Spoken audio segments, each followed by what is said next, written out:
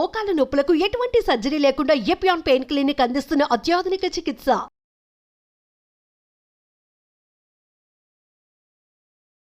నమస్కారం అండి, నేను Srilatha, chief clinical dietitian, Medicover hospitals Madhapur. ఇవాళ మనము వెయిట్ రిడక్షన్కి డైట్ ఎలా తీసుకోవాలో తెలుసుకుందాం. సో ముఖ్యంగా మనకి బరువు అనేది రకరకాల కారణాల వల్ల ఉండొచ్చు. అది ఒకవేళ మనము తల్లి గర్భంలో ఉన్నప్పుడు మనము ఎక్కువ మోతాదులో తల్లి ఆహారం తీసుకోవడం కనుక, రీఫైండ్ కార్బోహైడ్రేట్స్ కానీ ఎక్కువ పిండి పదార్థం, కొవ్వు పదార్థం తీసుకోవడం వలన బేబీ లార్జ్ సైజ్గా పుడతారు. తర్వాత వాళ్ళు ఫ్యూచర్లో కూడా వాళ్ళు ఒబీస్ అయ్యే ఛాన్సెస్ ఉంటుంది. అలాగే ఒకటి వంశపారంగా వచ్చేది ఒకటి ఉంటుంది, జెనెటిక్స్ కాంపోనెంట్. దానివల్ల కూడా మనకి ఒబిసిటీ రావచ్చు.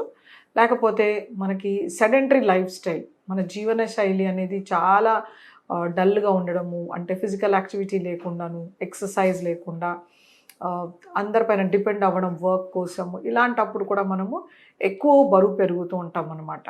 దాంతోపాటు మనం తీసుకునే ఆహారపు అలవాట్లు మంచిగా లేకపోవడం వలన, లేకపోతే ఎక్కువ క్యాలరీలు, ఎక్కువ కొవ్వు పదార్థం తీసుకోవడం వలన కూడా మనకి బరువు అనేది పెరుగుతుంది. అలాగే కొద్ది రకాల జబ్బుల్లోనూ కూడా మనకి బరువు అనేది పెరుగుతూ ఉంటాం మనము. కొంత మేరకు మనకి హైపోథైరాయిడిజంలో కొంచెం వెయిట్ గెయిన్ అనేది కనబడుతుంది.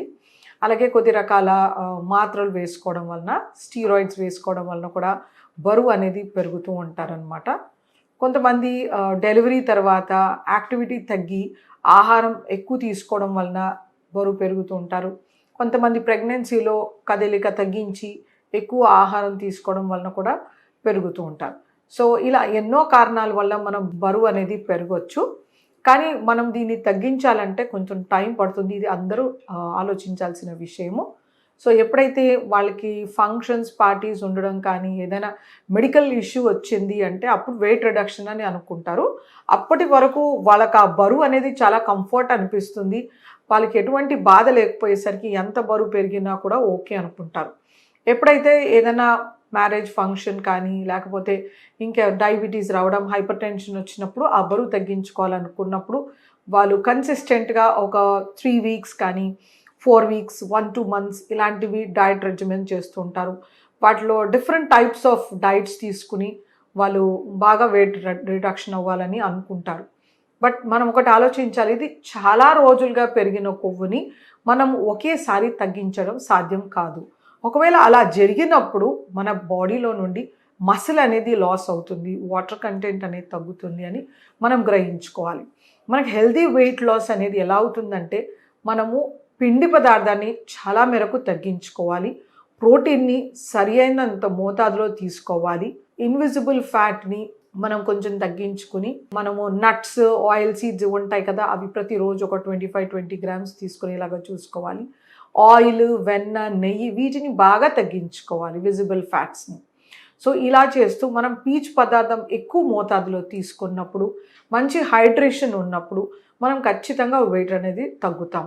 ఇది ఎలా సాధ్యమవుతుందంటే, మనము క్యాలరీలు తగ్గించినప్పుడు శరీరంలో ఉన్న కొవ్వు వాడుకలోకి వస్తుందన్నమాట.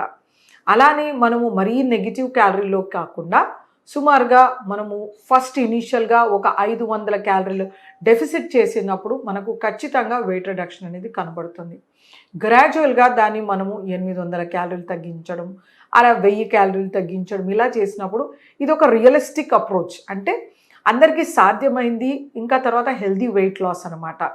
యూజువల్గా ఎక్కువ క్యాలరీస్ తీసుకోవడం వలన, అంటే మనం జ్యూసెస్ కానీ, స్వీట్స్, కేక్స్, పుడ్డింగ్స్ ఇలాంటి రీఫైండ్ కార్బోహైడ్రేట్స్, ప్రాసెస్ ఫుడ్స్ తీసుకోవడం వలన కానీ, ఎక్కువ దేవిన వస్తువులు కానీ, బేకరీ ఐటమ్స్ తీసుకోవడం వలన మనకి బరువు పెరగడము, ఆహారం కూడా డబల్ ట్రిపుల్ తినడం వలన కూడా, ఆర్ ఇన్ బిట్వీన్ జంక్ తినడం వలన కూడా మనకి వెయిట్ గెయిన్ అవుతుంది. సో ఇలాంటివి స్టాప్ చేయాలి. మోస్ట్ ఇంపార్టెంట్ థింగ్, మనము సింపుల్ షుగర్స్ని స్టాప్ చేయాల్సి ఉంటుంది.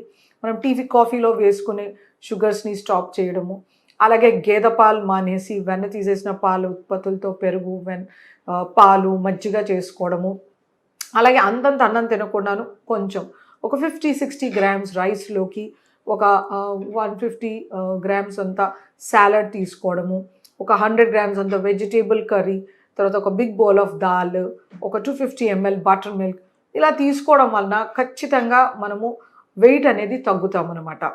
అలాగే మనము బ్రేక్ఫాస్ట్ స్కిప్ చేయొచ్చు, లేకపోతే బ్రేక్ఫాస్ట్ బదులు మనం సాలడ్స్ అయినా తీసుకోవచ్చు.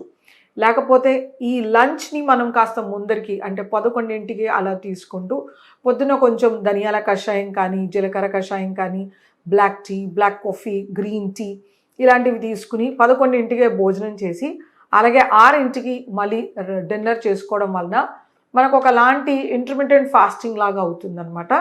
దీనివలన మన వెయిట్ రిడక్షన్ అనేది చాలా బాగా కనబడుతుంది. కాకపోతే మనం గమనించుకోవాల్సింది ఏంటంటే మన శరీరానికి కావలసిన ప్రోటీన్స్ లభిస్తున్నాయా అంటే మనకి సుమారుగా ఒక 60 నుంచి 50 గ్రాముల ప్రోటీన్ ఆర్ 70 గ్రాములు మన ఎత్తుకు తగ్గట్టుగా ప్రోటీన్ మనం తీసుకుంటున్నాం అనేది గమనించుకోవాలి. అలాగే సరి అయినంత వైటమిన్స్, మినరల్స్ మనకి సాలడ్లోను, కూరగాయలు, రోటి పచ్చళ్ళలోను, సూప్స్లోను ఉండేలాగా చూసుకోవాలి. 100 గ్రాముల కన్నా ఎక్కువ పిండి పదార్థం అంటే గింజ ధాన్యాలు తీసుకోకూడదు 2 పూటలకు కలిపి. ఇలా చేయడం వలన మనం వెయిట్ రిడక్షన్ బాగా లభిస్తుంది అనమాట. మనము పాల ఉత్పత్తులు అంటే మజ్జిగ, పెరుగు, రైతా ఇలాంటివి ఖచ్చితంగా తీసుకోవాలి. వీటిలో నుండి మనకు వచ్చే vitamins, minerals, protein, calcium, phosphorus మన శరీరానికి ఎంతో మేలు చేస్తాయి. సో పీచుని మనం నెగ్లెక్ట్ చేయకుండా సాలడ్ వెజిటేబుల్స్, కూరగాయ కర్రీలాగా తీసుకోవడం కానీ, రైతా లేకపోతే మనం సూప్స్ లాగా తీసుకోవడం కానీ, స్టీమ్ చేయడం కానీ ఇలాంటివి చేస్తే కనుక మనకి కనీసం ఒక 1/2 కిలో నుంచి కిలో వరకు వెజిటేబుల్స్ ఉండేలాగా చూసుకోవాలి.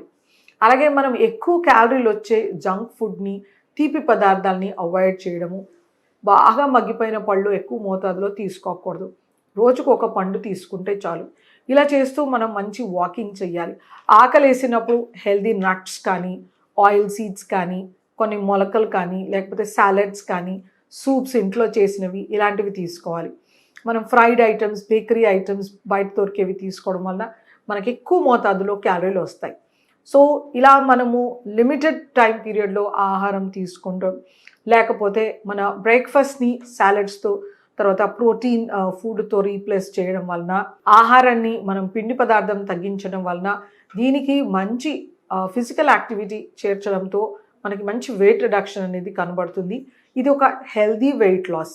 ఇందులో మనకి వైటమిన్, మినరల్ డెఫిషియన్సీ కానీ, హెయిర్ ఫాల్ రావడం కానీ, కండరాలు సాగిపోవడం కానీ ఇలాంటివి జరగవు. అలాగే కొన్నిసార్లు తిమ్మిర్లు రావడము, మజిల్ క్రాంప్స్ రావడం చూస్తుంటాం. ఇలాంటివి ఏవి రాకుండాను మనం సహజంగా మనం కొద్ది మేరకు రెస్ట్రిక్షన్స్తో, మంచి ఎక్సర్సైజ్తో హెల్దీ వెయిట్ రిడక్షన్ని మనం అచీవ్ చేయొచ్చు. నమస్తే.